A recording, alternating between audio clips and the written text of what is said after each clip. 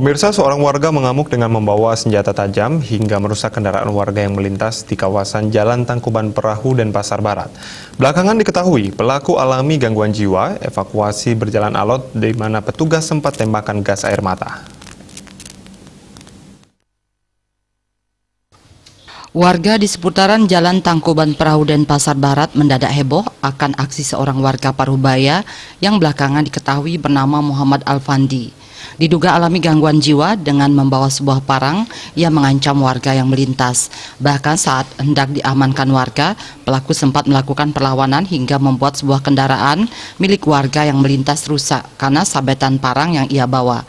Petugas kepolisian dari Polsek Denpasar Barat dan dibantu dari Polresta Denpasar yang datang untuk mengamankan berusaha menghalau si pelaku untuk masuk ke kediaman miliknya. Karena melakukan perlawanan dan dianggap mengancam keselamatan, sejumlah tembakan gas air mata ditembakkan. Namun hal tersebut tidak menurunkan perlawanan pelaku dan ia memilih bersembunyi di dalam sebuah ruangan kecil dan terus melawan.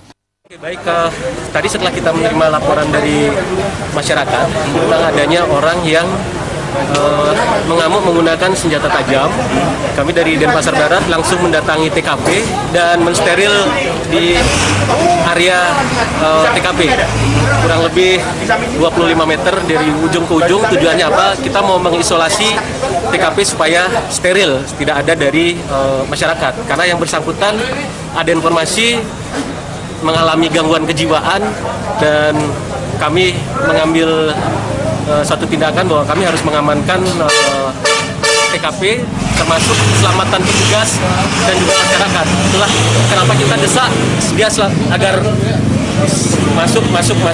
Setelah di kamar mandi di sana kita tahan supaya dia tidak bisa masuk ataupun keluar. Dan ada tembakan beberapa kali gas air mata itu seperti memang sebelumnya memang ada mengancam warga. Ya baik, untuk eskalasinya kami laksanakan sesuai dengan perkap.